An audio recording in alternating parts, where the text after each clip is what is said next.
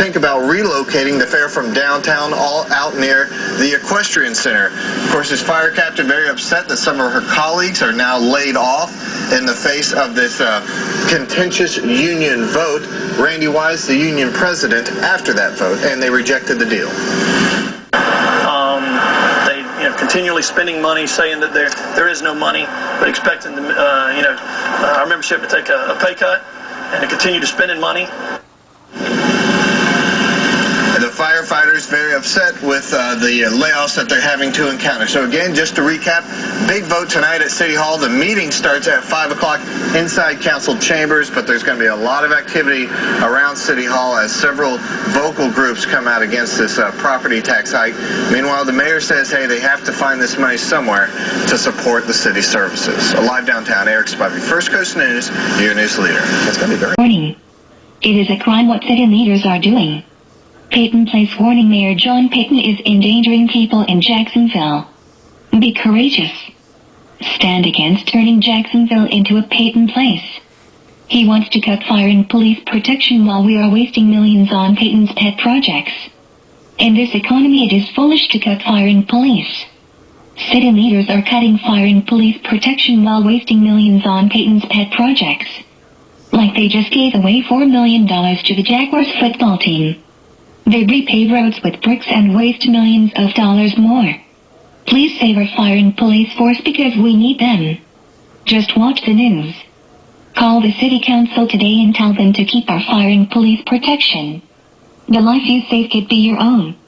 This Peyton Place warning brought to you by the Sanity Commission. Whether the company pays or the city pays for the drop-off.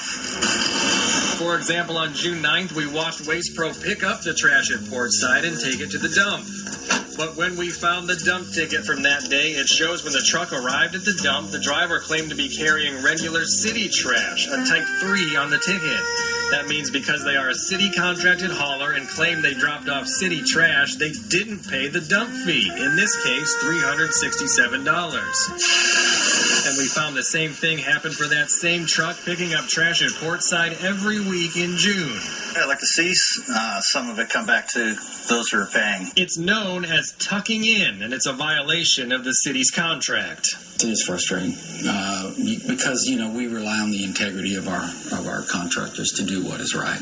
We showed the video and the documents of what we found to City Solid Waste Director Fred Forbes. What they are doing wrong is that they're picking up their commercial waste and avoiding the tip fee. I think it's pretty serious. I think it's something that needs to be known, and I think that we're going to take additional steps to ensure that it's very hard to do that in the future. Based on what we found, Forbes has launched a citywide investigation, putting investigators on the streets to watch private neighborhoods just like we did. His investigators have been taking their own pictures, and he said they have seen Waste Pro tucking in some form in 5 neighborhoods. And I think it's confined to really one company that's really abusing. We got to get reimbursed, and then we got to also penalize them so that it doesn't happen in the future. Just in the month we sorted through dump tickets for just one neighborhood, Portside, the city lost out on $1,674 in dump fees. Add to that, the city is also paying for the garbage haulers' gas, even when in these cases the trucks were being used for other customers. We went to Waste Pro for an interview, but it would only give a written statement saying in part, we are also conducting training sessions with drivers and supervisors to ensure our policies and procedures are understood and carried out. We today sat down with the Solid Waste Department to begin the process of rectifying any mistakes we may have inadvertently made. Forbes at Solid Waste says he has asked city auditors to begin to calculate how much Waste Pro owes, but right now he can't give an estimate. He says it will include reimbursement for dump fees and fuel and then fines on top of that. Plus, he hasn't ruled out taking away the city contract.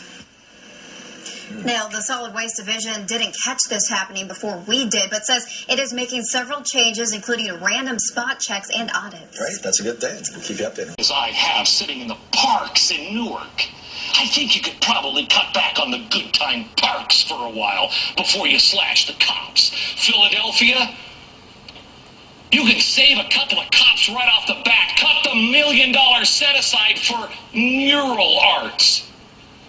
Mural arts? I don't know if you know this. Free market is great, baby. They do it for free. It's called graffiti.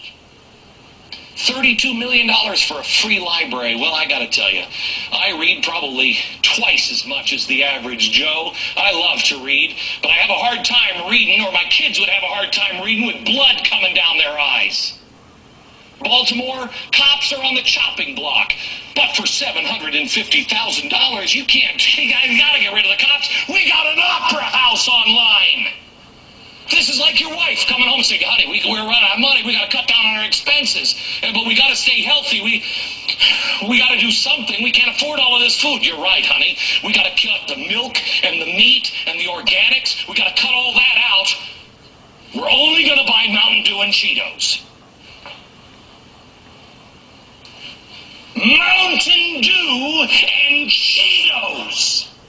How about we get the rich who never pay their fair share to buy their stupid, snotty opera house? Let me ask you. You're in a state. Would you cut the opera house or the cops? You know why this is easy for you? You know why it's infuriating for you? Because you have common sense. Now, what does your gut tell you? That everybody involved in this is a moron? The Peyton clown and some Kool-Aid for city organizers and a few other antics poking fun at city council. It's all in good humor, but it's not. It can be pretty serious. You know, people are having a hard time making the mortgage payment, finding a job, and we can't afford another tax increase. The mayor, John Peyton, says that if this tax increase does not pass, the city will have to cut $45 million more from a budget that has already been slashed. He said that would cut important city services, and he doesn't think it's possible. Reporting live downtown, Kristen Cosby, Action News. Warning. It is a crime what city leaders are doing. Peyton Place warning. Mayor John Peyton is endangering people in Jacksonville. Be courageous. Stand against turning Jacksonville into a Peyton Place. He wants to cut fire and police protection, while we are wasting millions on Peyton's pet projects. In this economy, it is foolish to cut fire and police. City leaders are cutting fire and police protection, while wasting millions on Peyton's pet projects. Like they just gave away $4 million to the Jaguars football team.